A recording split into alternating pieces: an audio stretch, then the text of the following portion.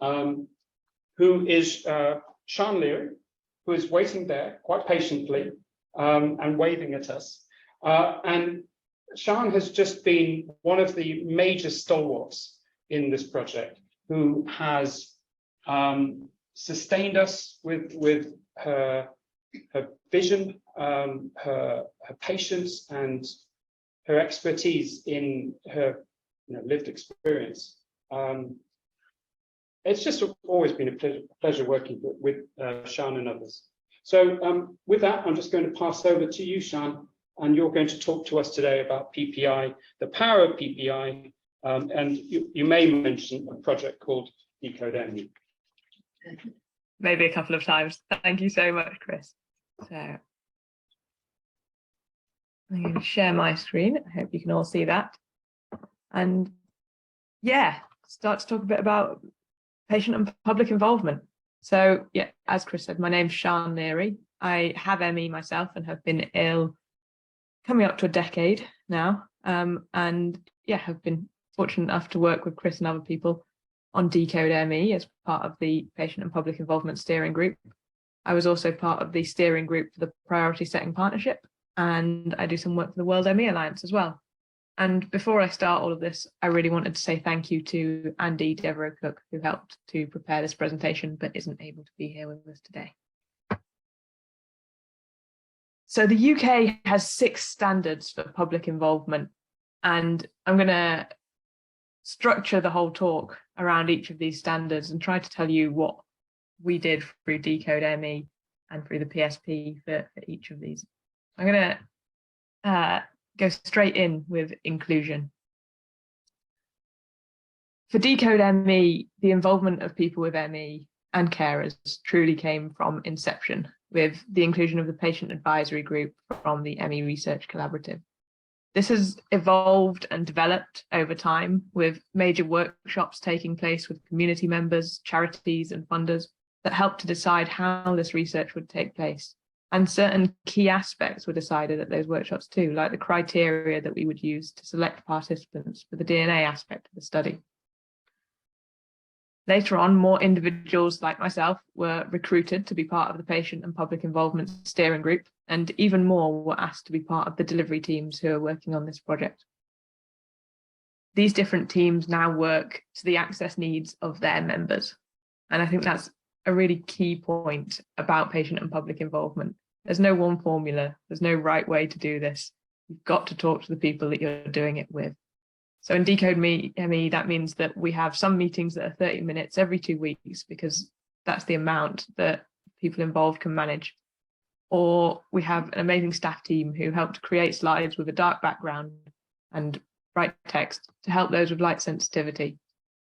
And the point here is that we adapt our working to enable the participation of people with ME throughout. We did the same in the Priority Setting Partnership, working to ensure that each team member was able to participate in a way that worked for them. It's common for people with ME to need to attend online meetings from their beds. So creating an environment where that is accepted was really important. And actually, we want to go further than that. We want to create environments where disability is more than accepted, where attending a meeting from your bed, because that's what makes it possible, is celebrated. As part of the Priority Setting Partnership, we held 3 workshops towards the end of the process. And we worked really hard to recruit people fairly to these, in part because we have such an engaged and active community and therefore had so many applications. A group of us all individually went through applications and rated them before pooling our results and discussing the overlap, then choosing a diverse representative group of people to attend. This was a case where we couldn't choose everyone, we couldn't involve every single person. And there's other cases where this may be true too. But it's better to acknowledge this and share how you've tried to ameliorate it than to pretend it isn't true. I'm going to speak more about severe ME towards the end of this talk, but it's another key area where steps can be taken to include perspectives that will inform and improve research. When developing a project that involves people with lived experience, you can make choices about how much power you give them. And the UK standards are clear that people with lived experience should be part of governance. This means that in DecodeME, we've got a management group with delegated power. We've got Chris as the principal investigator. We've got Andy, who's a person with ME and community leader. And we've got Sonia, who's CEO of Action for ME. Every decision goes through this group. In the PSP, we had a steering group. This started as a seed group with 4 charity or organisation representatives who did the recruitment and went through the processes to recruit 4 more people with ME, 4 more carers, and 4 more healthcare professionals, each of the stakeholder groups that we were trying to target through the PSP. Once again, all decisions are made collectively by this group, and it meant that every decision was being made by people with ME, not for them.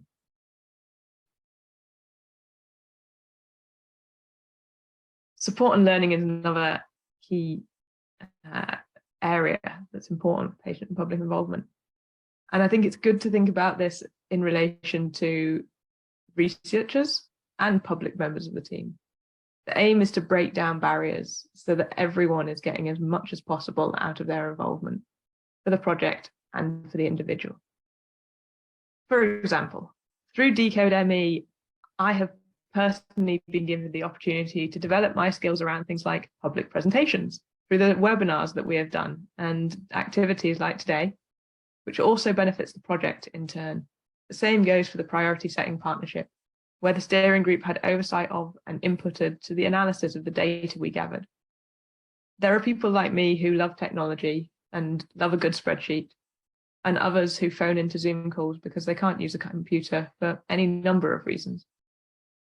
It's really important to see the value that each of us brings, and that projects would be missing out if individuals weren't supported to engage and given the opportunity to learn through it. So as we develop more research, which I hope the Centre of Excellence will support and help make happen, we all need to think about the resources that will need to go into supporting involvement and supporting learning, both for the researchers and other members of staff who are learning how to do this well, and for the public to meet their specific needs.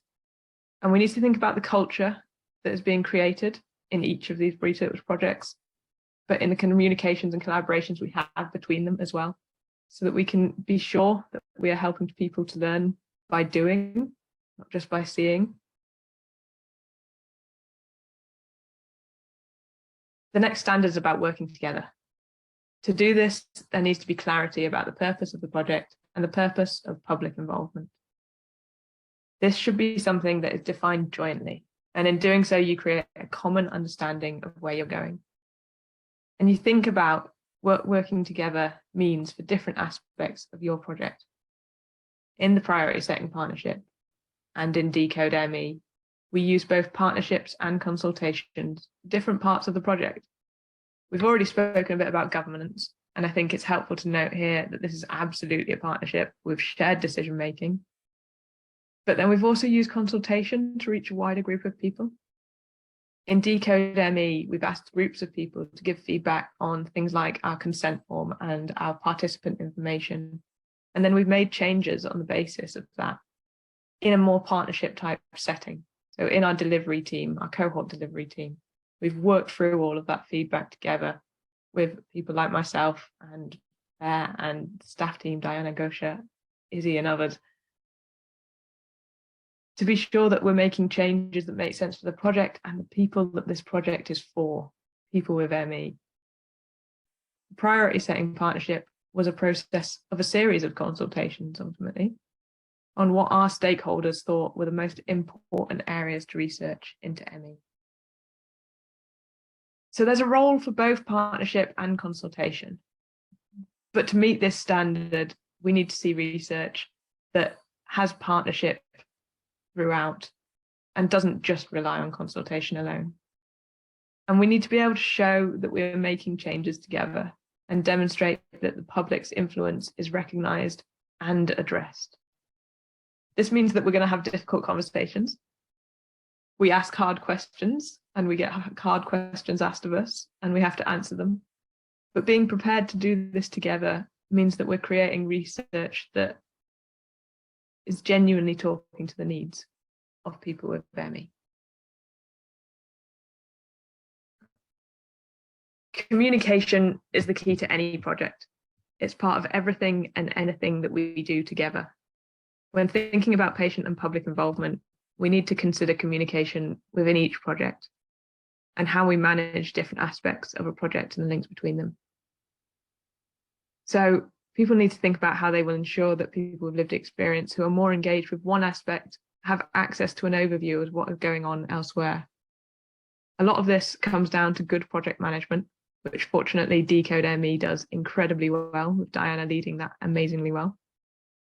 But research into a disease is always ultimately going to have the biggest impact on those living with the disease. At its core, it shouldn't be about a researcher's career or what they are fascinated by. It should be about the people living with the disease and those around them. So communication about any project to the wider community matters deeply. And I think that honesty is absolutely key here. Research projects aren't a smooth ride, and I think anyone who's been part of DecodeME would agree with that. Things happen that we don't expect. And, we work towards an end point with the hope that we're going to get some really interesting and amazing results. And I think we've seen that through other research. Sometimes we get results that are groundbreaking, and sometimes you get results that you don't want. You've got to be open about this. You've got to share the triumphs, and you've got to share the challenges in simple language that lay people can understand. The time and effort that this takes isn't trivial, but it multiplies the power a project can have. It builds trust, collaboration, and an engaged community. I think DecodeME has done this particularly well. When we launched recruitment just 2 days ago, we had already built up a list of almost 30,000 people who were interested in participating. That's been possible because we've held webinars, we've sent out email updates, we've written blog posts, and we've engaged and responded to people on social media, as well as reaching out to local ME groups. All of this means the project has community involvement and community backing that is going to massively help us reach our target of 25,000 people sending a DNA sample back to us. And now we get to the key point, impact. Patient and public involvement is a powerful thing to do because it improves research. It's not just a tick box exercise, it's about allowing real change to happen because you have experts by experience working alongside you. In DecodeME, we keep an impact log so that every change to the project that is made because of impact from a person with ME or carer is logged. And I can tell you that list is growing longer and longer. We've rewritten participant information. We've built a questionnaire that truly speaks to the reality of living with ME.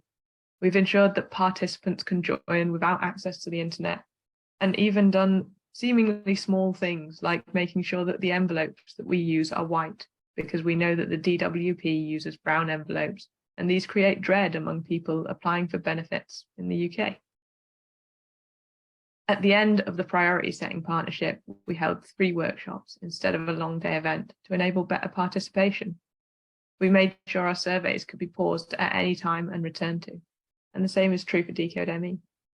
We simplified the language we use and worked with the 25% ME group to provide additional one-to-one support for people with severe ME. Again, DecodeME is also providing this support along with the 25% ME group. And we even translated some of our work into Arabic and other languages to reach different populations that we knew were underrepresented. We did this because lived experience told us to.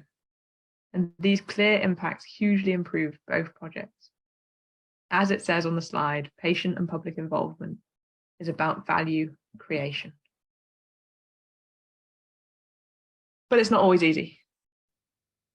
There's lots of challenges to be aware of, and one of those is cost. I think this is a really important one to cover because, a lot of people with ME are living on the breadline. Benefits do not give people enough money to survive in many cases. People rely on family and friends for a lot of support. And we shouldn't expect people to volunteer their time and energy without fees for that time. So when it comes to bigger projects like DecodeME and the priority setting partnership, these need to be built into funding applications. I also want to take a moment here to talk about severe ME, and I'll use my experience as an example. I had severe ME for maybe 4 to 5 years at the beginning of my illness, and I'm hugely lucky to have improved significantly since then. But when I was at my most ill, I could process very little information. There were times when I couldn't physically speak or move, and so I would move my eyes side to side to say no, and I would move them up and down to say yes.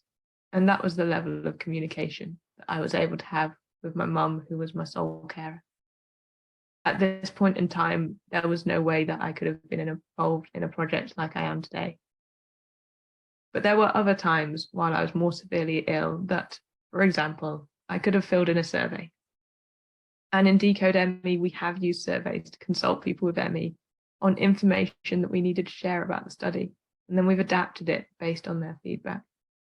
There are ways to include the experience of very severe ME, whether that's including carers, including experts like those at the 25% ME group, including people who have improved, or including advocates whose sole role is to be there on behalf of another individual. And some people with severe ME do have the capacity to do short meetings or one-to-one chats or input by email, maybe even if it's only once a month.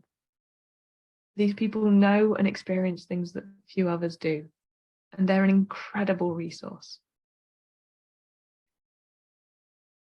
I also want to talk a bit about how our community can be critical at times. And sometimes the language used can feel quite blunt. There's been a huge amount of stigma, and I think it's fair to say mistreatment, that many people with ME have had to experience during their illness journey.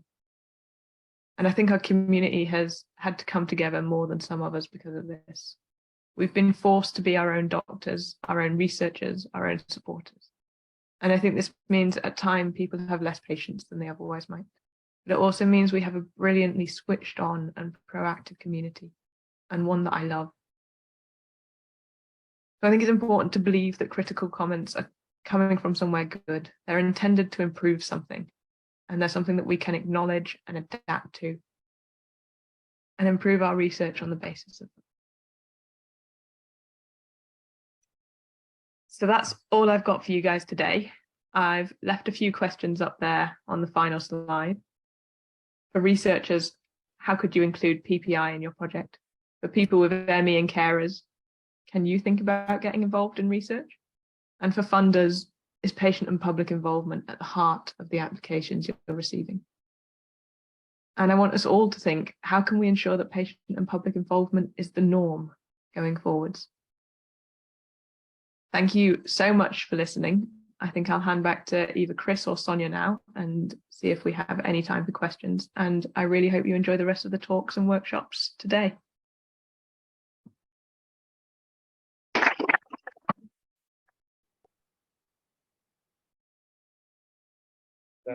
Thank you, Sian. Questions?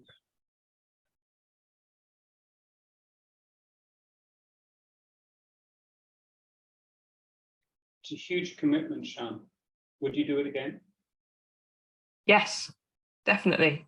But in part because of the team that I've done it with, who have been stunning throughout.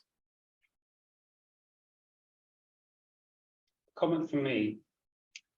The United Kingdom Research Institutes, UKRI, have said recently that this is not an option anymore for researchers.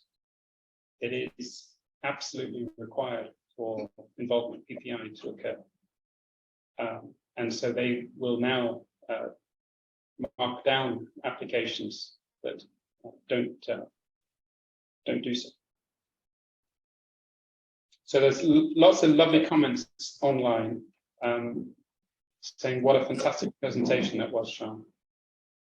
A lot of thinking going on in this room, a lot of nodding, and lots of support for all that you've said. Thank you. Yeah, really grateful to you all for listening. And it's really grateful that we can work together.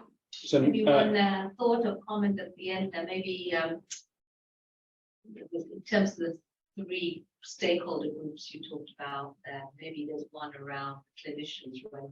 Do clinicians will clinicians see the power of the outcomes of research in a different light because of the patient public involvement in the research? So I think as we move from translating the research into a clinical environment, that will be really important. Did you hear that online? That was a question about whether PPI will be perceived as being valuable by clinicians as you go further towards translation. I very much hope it will, and I think that the NHS and clinicians are beginning to see the importance of PPI within their services as well. I think that's something that we can grow in both fields, but I very much hope that there is overlap and that clinicians also get involved in research. And I know some do, but I think there's definitely potential for more of that and for more collaboration between clinicians and research to help improve it. Thank you. Ruth?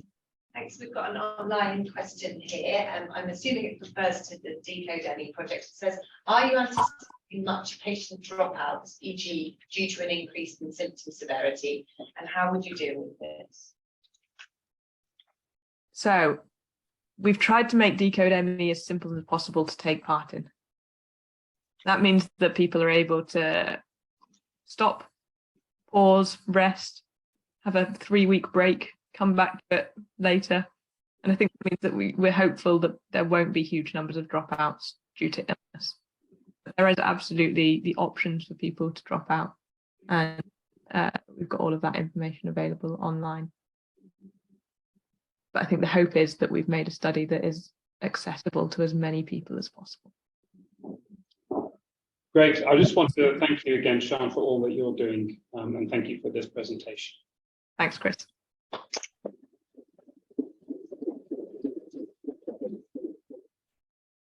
Just a thought, Chris, for those online, we probably shouldn't clap because the noise might be sensitive to people, so we show their hands. Checking whether people online can see this slide, which is Martha's first slide. Can you see it online? No.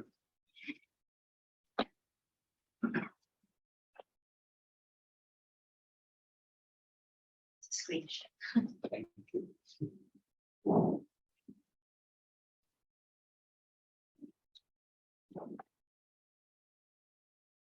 So